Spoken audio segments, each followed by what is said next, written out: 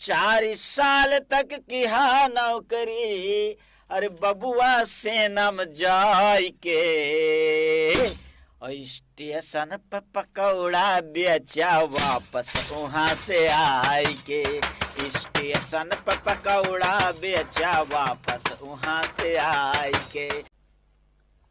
हे भैया, अग्निवीर के नाम तो आप सभी सुना हुई। जी हाँ, ऐसा ही बहुत चर्चा में है। अग्निवीर के माध्यम से सरकार बेरोजगार नवयुवकन का सैनिक के नौकरी दी जात है, लेकिन शर्त यह है कि वो नौकरी केवल 4 साल की हुई। 4 साल के बाद वो सैनिक रिटायर हो जाइए। अब सवाल ये उठा कि 4 साल के नौकरी कौन करे जाए, कौन जरूरत है 4 साल की नौकरी करेगा।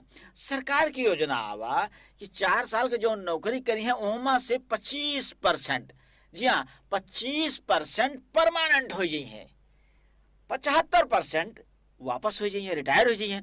तो 25% लॉटरी का सिस्टम हुई, का हुई कि 25% में अगर आप लकी हो तो 25% में आप आइए हो, और अगर आप अनलकी हो तो 75% में आइए हो।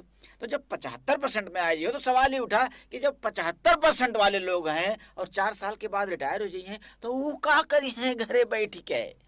सरकार के एक नई योजना आई गई कि 75% लोग जब रिटायर हो के आई हैं तो लगभग 12 लाख रुपया नगद लेके आई हैं, उनके पास 12 लाख रुपया हो जाए। और आए के बाद एक सुविधा और मिली कि रेलवे स्टेशन पर उनका स्टॉल लगावे का लाइसेंस मिल जाए। जी हाँ, रेलवे स्टेशन पर दुकान लगावे के लिए उनका लाइसेंस प्राप्त हो जाए। तो आज के ई अवधि गीत भी यही विषय पर आधारित बा, और ये गीत के माध्यम से आप सभी दर्शकन के प्यार दुलार चाहित है। आई ये गीत के आनंद लिया जाए।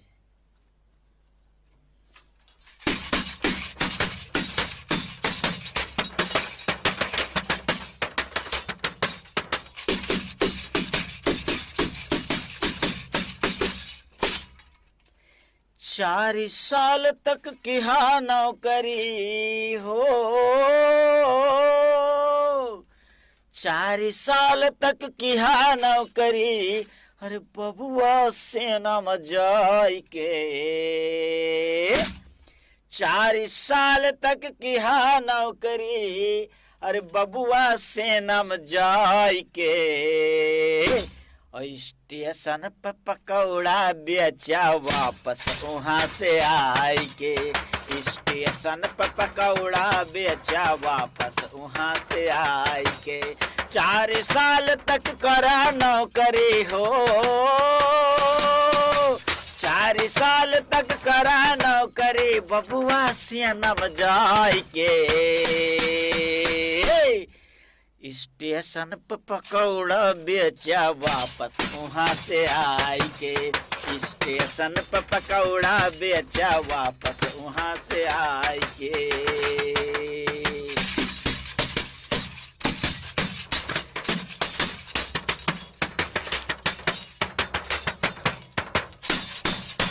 लकी बहुत रहब्या बबुआ तो 25% माया ब्या, लकी बहुत रहबा बबुआ तो 25% माया ब्या, परमानेंट नौकरी हुआ ये जिंदगी के मुछिया फूलौ ब्या, परमानेंट नौकरी हुआ ये जिंदगी के मुछिया फूलौ ब्या, 75% माया तो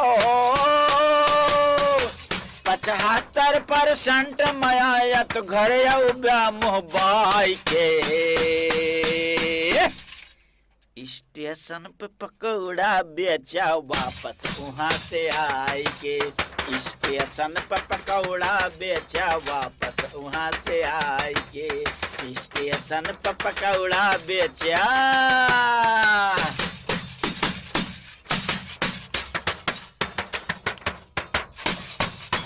क्यों कहे ई नौकरी अच्छी, क्यों कहे बकवास बा, क्यों कहे ई नौकरी अच्छी, क्यों कहे बकवास बा, 4 साल के बाद जिंदगी पूरी सत्यानाश बा, 4 साल के बाद जिंदगी पूरी सत्यानाश बा, सैनिक वाला रुतबा बबुआ,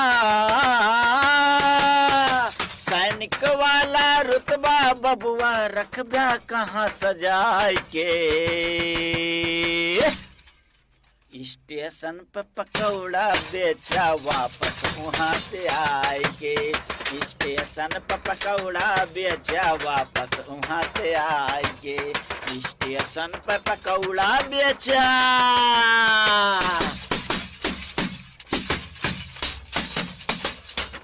सरकारों मजबूर कैसो कैसो जन तक समझाए। सरकारों मजबूर कैसो कैसो जन तक समझाए। 4 साल में रिटायर कई दूसरे का नंबर लगवाए। 4 साल में रिटायर कई दूसरे का नंबर लगवाए। निर्मल अग्निवीर के नाम पे हो। निर्मल अग्निवीर के नाम पर रख दी हैं उलझाई के। स्टेशन पे पकौड़ा बेचा वापस वहाँ से आए के। स्टेशन पे पकौड़ा बेचा वापस वहाँ से आए के। 4 साल तक करा नौकरी हो। 4 साल तक करा नौकरी बबुआ से नम जाए के। स्टेशन पर पकौड़ा बेचा वापस वहाँ से आए के। स्टेशन पर पकौड़ा बेचा वापस वहाँ से आए के। स्टेशन पर पकौड़ा बेचा वापस वहाँ से आए के। स्टेशन पर पकौड़ा बेचा वापस वहाँ से आए।